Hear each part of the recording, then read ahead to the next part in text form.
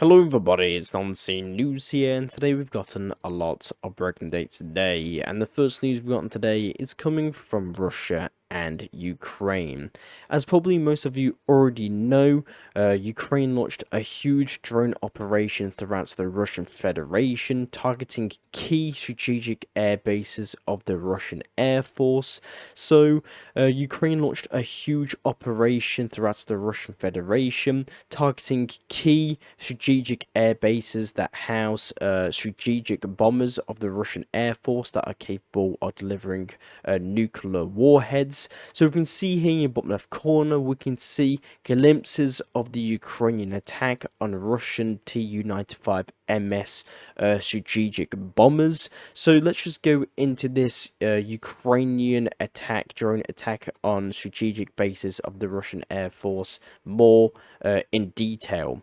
So on June the 1st, 2025, Ukraine launched a significant operation called Operation Spiderweb, resulting in the destruction of and damage of at least maybe 10 Russian strategic bombers of the Russian Air Force. So the aircraft that were targeted, the operation focused on Russian bombers, including Tu-22 M3 bombers and Tu-95 MS bombers, which are a vital part of Russia's nuclear deterrent. So in one of the air bases that got struck here in the Murmansk region in the Arctic, in the Kola Oblast, which borders Finland here. So if we just zoom into one of these air bases that were attacked by the Ukrainian forces, we can clearly see just from old satellite images of a huge load of Tu-95 MS bombers and Tu-22 M3 bombers that are just lying here. So if you can see these videos here in bottom left corner, we can see Ukrainian drones striking multiple of these Russian strategic bombers. So hundreds of FPV drones were concealed in wooden crates and transported into Russia, and these drones were remotely launched from within Russian territory from within a truck, targeting key air bases. So Ukrainian special services somehow undetectedly transported trucks loaded with hundreds of FPV drones outside of key Russian strategic air bases and launched hundreds of drones onto these Russian strategic bombers. And again, a lot of these bombers were destroyed or at least neutralized and damaged. So again, one of these air bases were in the Murmansk region here.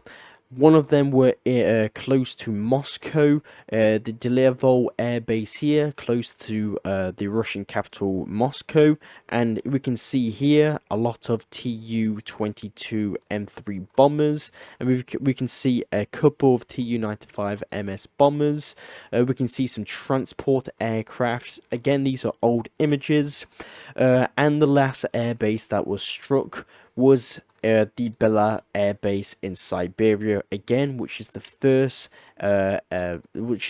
attack by the Ukrainian forces on Russia's far east in Siberia. So if we can just see at the Bela Air Base in Siberia a huge amount of bombers. So the mission planning, the operation was planned over 18 months with oversight from Ukrainian President Volodymyr Zelensky and the security chief.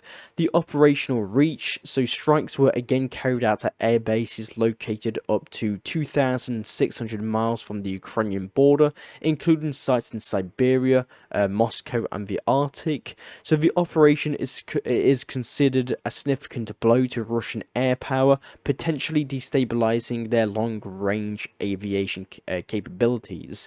So the Russian response, Moscow labeled the operation as a terrorist attack. So we can see this image here in bottom left corner. We can actually see a more detailed image of the result of the Ukrainian attack. So in green, obviously, is the airplanes that are still intact and operational.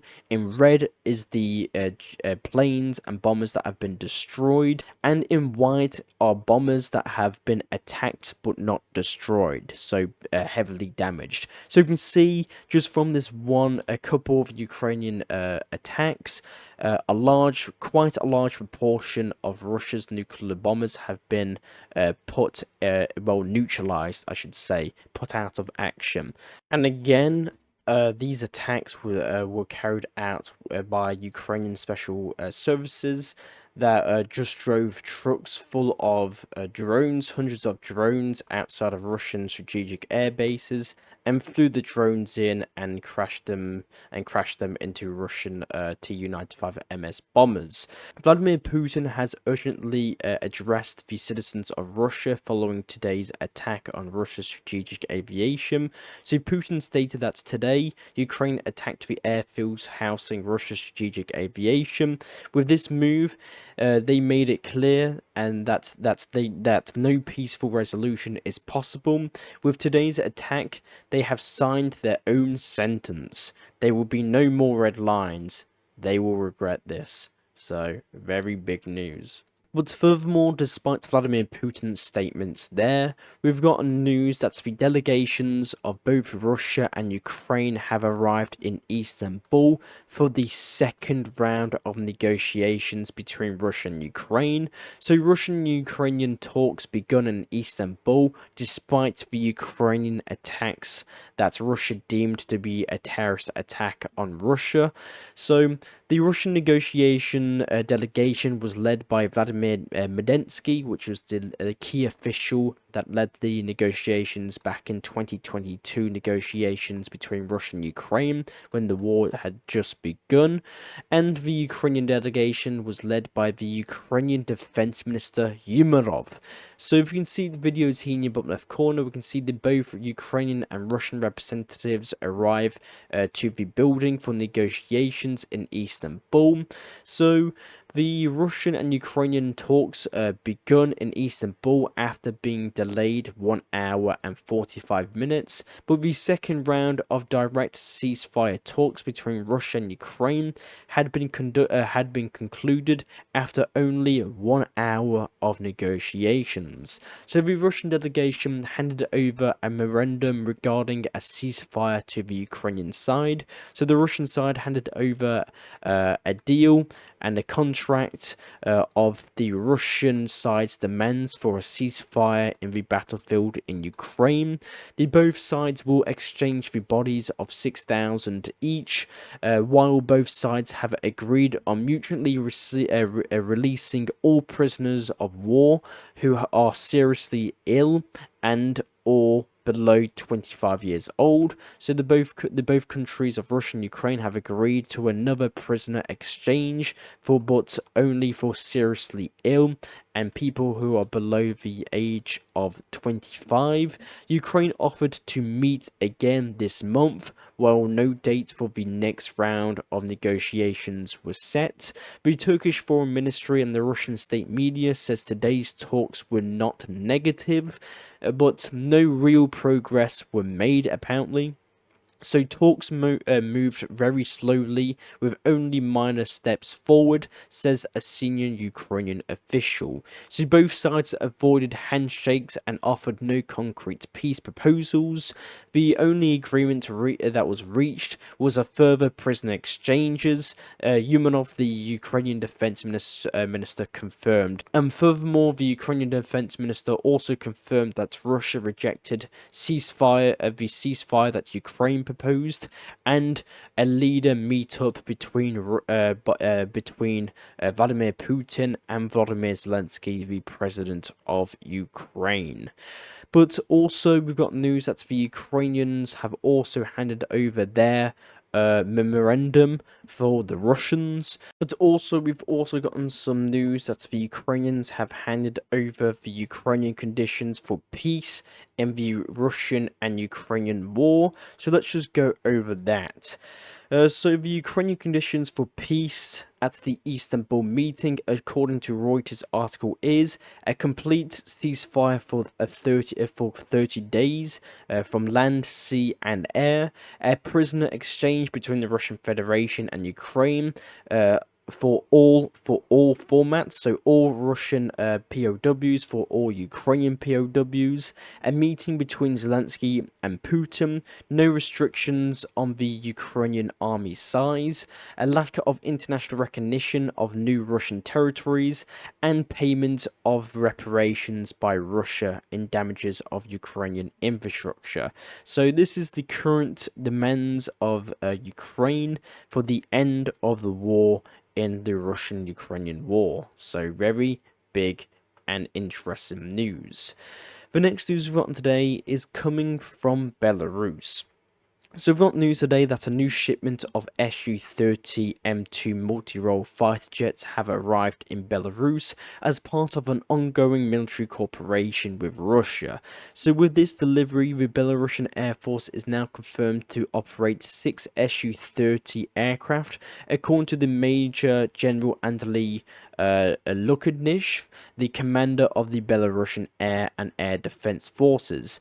So Russia has delivered a batch of Su-30 multi-role fighter jets, and along with that, a new batch of Russian-made Mi-35M attack helicopters have also been transferred to the combat units of the Air Force of the Republic of Belarus. So Russia has delivered 2 huge batches of helicopters and fighter jets to the Belarusian armed forces and air force, and I'll keep you updated on further deliveries there. We've also got news that according to Bild, Lithuanians are leaving the Suwalki Gap and are leaving the region in masses due to a fear of a potential Russian invasion. So many Lithuanians and Poles are apparently leaving the Suwalki Gap, which is this gap here between the Russian Kaliningrad region Oblast here and between the Republic of Belarus. So the Suwalki Gap is a narrow 65-kilometer corridor linking Lithuanian and Poland, and it lies between Belarus and Russia's Kaliningrad Oblast, and it is widely regarded as NATO's most vulnerable point on its eastern flank. So we've gotten reports that a lot of Lithuanians and Poles living near the gap here that links Poland and Lithuania together are reportedly leaving in masses for a fear of a Russian invasion. So very interesting news. We've also gotten some news coming from Poland, that Poland is building up military infrastructure near Kaliningrad, according to Russian state media. So we can see here in your bottom left corner, we can see some videos of Poland building up military infrastructure near Kaliningrad, according to Russian media.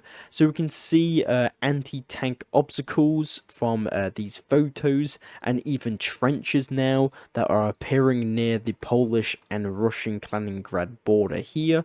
So very interesting news. And furthermore, we've also got some more news today coming from Poland, that Karol Nawrocki has won the Polish presidential election. So there's been huge presidential elections that have been raging on throughout Poland, and Karol Nawrocki has won the Polish presidential election, citing the Election Commission of Poland. With a 100% ballot counted, he gained 50.89% of the vote, the closest election in Poland for many decades. So if you don't know who Karol Nawrocki is, I'll quickly just give you a quick shakedown of his political beliefs and what we can expect from Poland in the next couple years of his administration. So Karol Nawrocki has just been elected as Poland's president in June 2025. He campaigned on a platform emphasizing nationalism and traditional values, and also skepticism towards European integration. So he is seen as a very Donald Trump figure of Poland. So he supports national sovereignty and nationalism. He prioritizes Polish national interests over European Union's directives. He is strongly opposed on Ukraine's NATO membership and EU integration. So he is no Karol Nawrocki is a very Donald Trump figure. He shares a lot of beliefs with the Prime Minister of Hungary, Erdogan. Sorry, not Erdogan. Viktor Orban. So they both believe that Ukraine should not be a part of the European Union nor a member of NATO. He advocates for a Poland first foreign policy, aligning more closely with the United States. So Karol Nawrocki's presidency marks a significant shift towards nationalism and conservatism in Poland, challenging the pro-European Union stance of the previous government. His policies are expected to influence Poland's domestic and foreign relations in the coming years. So, what is the political and international reaction? So, the president and the European Commissioner of the European Union, so the head of the European Union, von der Leyen, stated that she is certain the good cooperation between the EU and Poland will continue. The Prime Minister of Hungary, Viktor Orban, stated that it is a historic victory in Poland. Germany calls on to cooperate based on the rule of law. And Zelensky, the president of Ukraine, he stated he hopes for a positive relationship with Poland. So he's not really certain at the minute. And furthermore, the next news we've got today is coming from the United Kingdom and Argentina. So we've got news that Argentina turns up the heat on the Atlantic islands of the Falklands. So Argentina has urged the British government to resume negotiations over the sovereignty of the Falkland Islands. So the request was made after the UK signed the deal to hand over the Chagos Indian Ocean Islands to the African island nation of Mauritius, and then lease back the Diego Garcia UK-US military base for 99 years. So remember a couple of videos ago we talked about how the United Kingdom transferred the sovereignty of the British Indian Ocean territories, these islands here, to the African island of Mauritius. And since that signing of the deal to hand over the Indian Ocean territories to Mauritius, Argentina is now turning up the heat of the question of sovereignty over the island of the Falklands. So the question of the island's sovereignty returned to the spotlight after President Javier, the president of Argentina, took office, declaring he would pursue the return of the Falkland Islands through diplomatic means. And the next news we've got today is coming from the Middle East. So we've got news that the Donald Trump special envoy, Steve Witkoff, has proposed a new Middle East ceasefire between Israel and Gaza/Hamas. So Steve Witkoff, the special envoy and the advisor of Donald Trump, released his proposal for a ceasefire in the Middle East. So Steve Witkoff's ceasefire is the release of 10 living Israeli hostages in Gaza and the return of 18 dead, a 60-day ceasefire between Hamas and Israel with an option to resume the war. So that was the two main points of the deal that Steve Witkoff proposed, Hamas and Israel. So Israel upright agreed to the deal of the US deal between Israel and Hamas, but Hamas actually ended up refusing and declining the offer. And furthermore, Hamas has also responded. So Hamas submits response to Witkoff's proposal to the ready to release 10 Israeli hostages and a ceasefire, but Hamas calls for a permanent ceasefire and a comprehensive Israeli withdrawal from Gaza. And furthermore, the next news we've got today is coming from Iran. So we've got news that Iran now possesses over 400 kilograms of uranium enriched to 60% purity. So this is enough uranium for approximately 10 nuclear weapons if further enriched, making Iran the only non-nuclear armed state in the world producing uranium at such a high level. So Iran now possesses over 400 kilograms of uranium enriched to 60% purity, enough to approximately make 10 nuclear bombs.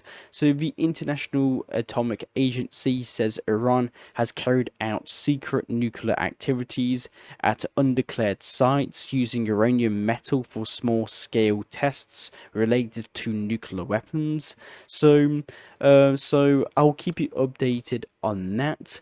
And furthermore, the next news we've got today is coming from Pakistan and Afghanistan. So we've got news that Pakistan will designate an ambassador to Afghanistan, the first since Afghanistan fell to the Taliban in 2021. And furthermore, the next news we've got today is coming from China and Taiwan. So we've got news that US intelligence warns China could seize Taiwan's outlying islands in the Taiwan Strait. So there are 5 island chains administered by Taiwan in the strait, and that is Patas. So Patas is this island here. We've also got Penghu. So this islands here administered by Taiwan. Kenmen Island, this island here, which is under Taiwan, and Waku Island, which I believe it's somewhere here, Waku Island. Here, Kwaiku Island, and Lishang Island, which is here. So these 5 islands are currently under Taiwan's administration, and we've got news that according to US intelligence, it warns Taiwan that China could seize these outlying islands that Taiwan controls here near the coast of China to try and test Taiwan's and America's capabilities of a fast response for the defense of Taiwan. And finally, the last news we've got today is coming from the United States. So we've got news that Elon Musk will be officially leaving the, I guess, special guest of the Donald Trump administration. So Elon Musk posted on his social media platform X that as my scheduled time as a special government employee comes to an end, I would like to thank President real Donald Trump for the opportunity to reduce wasteful spending. Obviously, Elon Musk was the head of the Doge initiative, which Elon Musk will now be leaving to pursue his own companies and personal companies like Tesla and SpaceX. Donald Trump in Elon Musk's last his last kind of shift as the head of the Doge initiative, Donald Trump actually gave Elon Musk the golden key to the White House from Donald Trump as a thank you for his service to Doge.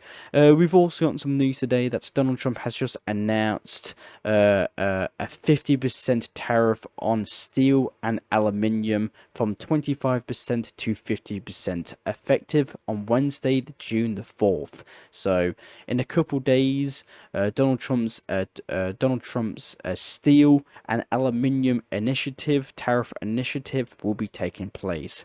And that's all the news I actually have for you today. I am non-seen news. I will try and provide you news that medias around the world do not show you. Sorry I haven't been uploading this past week. I've had a lot of work that I had to do, and a lot of work I did do. But that's all sorted now, and video time schedule uploads should be coming to normal. So again, thank you very much for watching. Please like and subscribe, and I will talk to you all later. Bye.